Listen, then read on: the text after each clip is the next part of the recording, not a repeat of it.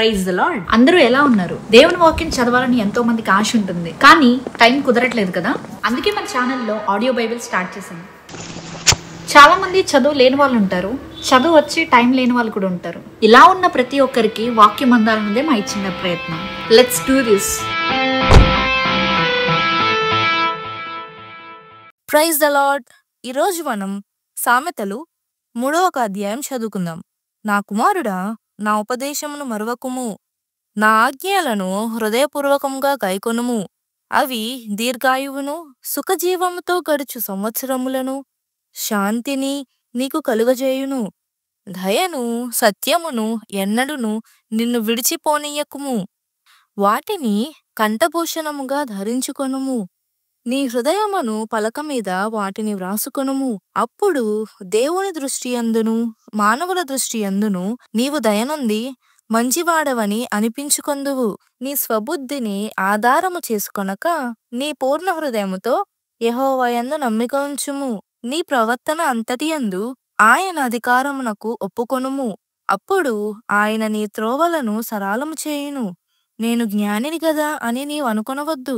యెహోవా యందు భయభక్తులు కలిగి చెడుతనము విడిచిపెట్టుము.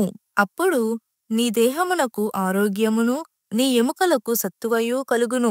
నీ రాబడి అంతటిలో ప్రథమ ఫలమును నీ ఆస్తిలో భాగమును ఇచ్చి యెహోవాను ఘనపరచుము. అప్పుడు నీ కొట్లలో ధాన్యము సమృద్ధిగా ఉండును. నీ గ్రానుగలలో నుండి క్రొత్త ద్రాక్ష రసము పైకి పొరలిపారును. నా కుమారుడా, యెహోవా శిక్షను తృణీకరింపవద్దు, ఆయన గద్దింపునకు విసుకవద్దు. తండ్రి తనకిష్టుడైన కుమారుని గద్దించు రీతిగా యెహోవా తాను ప్రేమించు వారిని గద్దించును. జ్ఞానము సంపాదించిన వాడు ధన్యుడు, వివేచన కలిగిన నరుడు ధన్యుడు. వెండి సంపాదించుట కంటే జ్ఞానము సంపాదించుట మేలు, అపరంజి సంపాదించుట కంటే జ్ఞాన లాభము నొందుట మేలు. వెండి సంపాదించుట కంటే జ్ఞానము సంపాదించుట మేలు, అపరంజి సంపాదించుట కంటే జ్ఞాన లాభము నొందుట మేలు. పగడముల కంటే అది ప్రియమైనది. నీ ఇష్ట వస్తువులన్నీయు దానితో సమానములు కావు.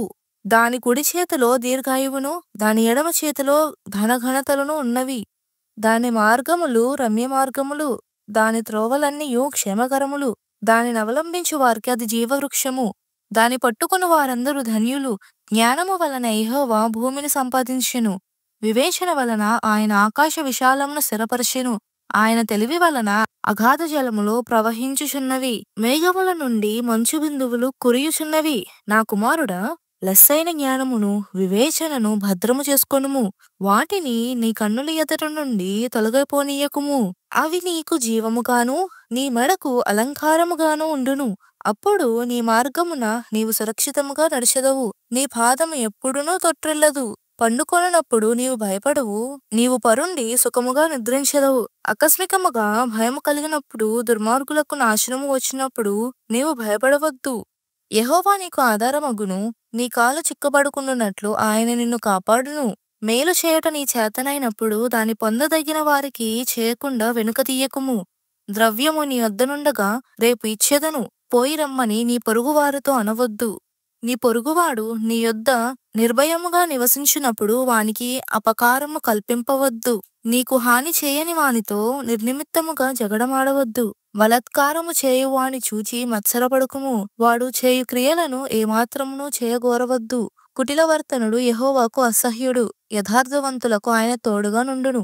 భక్తిహీనుల ఇంటి మీదకి యెహోవా శాపము వచ్చును. నీతిమంతుల నివాస స్థలమును ఆయన ఆశీర్వదించును. అపహాసకులను ఆయన అపహాసించును.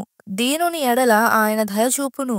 జ్ఞానులు ఘనతను స్వతంత్రించుకొందురు, బుద్ధిహీనులు అవమాన భరతులగుదురు. ఈ చిన్ని వాక్యం దేవుడు దీవించునుగాక. ఆమేన్.